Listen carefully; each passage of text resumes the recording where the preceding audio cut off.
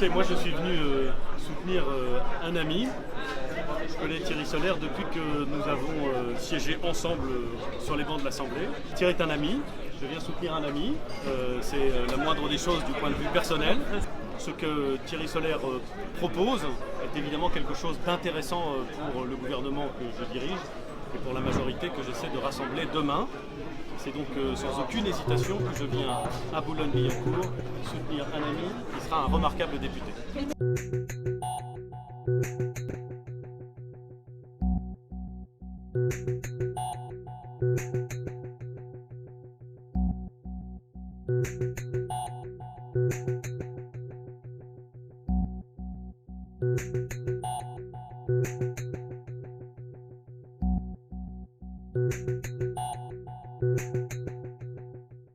L'argent, parce que c'est de l'argent public, qui soit bien utilisé au travail parlementaire.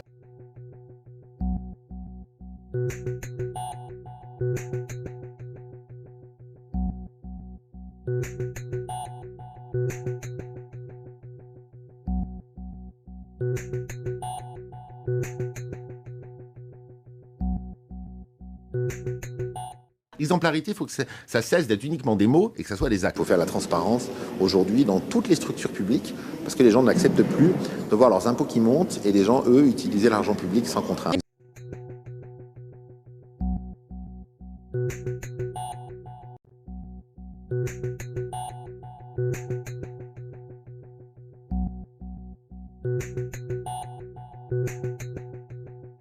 C'était à l'origine une simple enquête pour fraude fiscale qui visait Thierry Solère. Enquête ouverte il y a près de 2 ans, le 6 septembre 2016.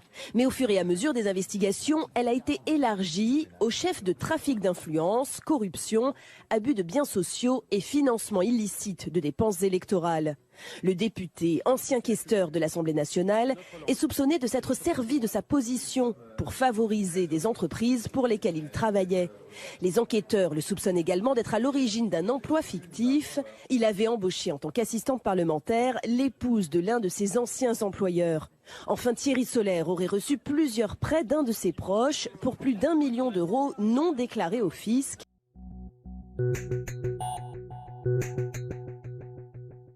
J'ai été jeté en pâture, en garde à vue, Elisabeth Martichoux. Pardon, je ne vais pas personnaliser, mais si vous-même, vous aviez demain un bandeau Elisabeth Martichoux en garde à vue pour des faux prêts immobiliers, et quand vous arrivez en garde à vue, on vous parle de choses très intéressantes mais qui n'ont rien à voir, vous vous direz, mais c'est quoi l'histoire, enfin ?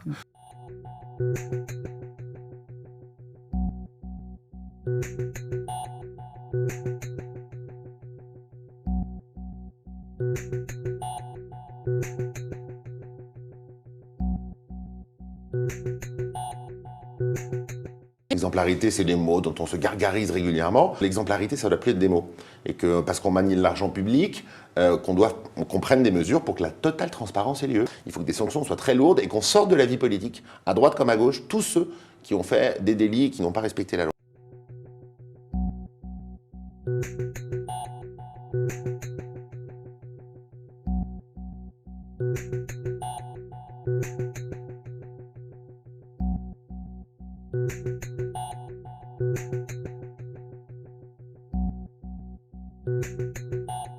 Mais vous savez, Emmanuel Macron, il parle beaucoup, mais il fait pas grand-chose. Vous savez, les Français, ils n'ont pas besoin de quelqu'un qui vient se mettre en transe à la tribune, les bras en croix.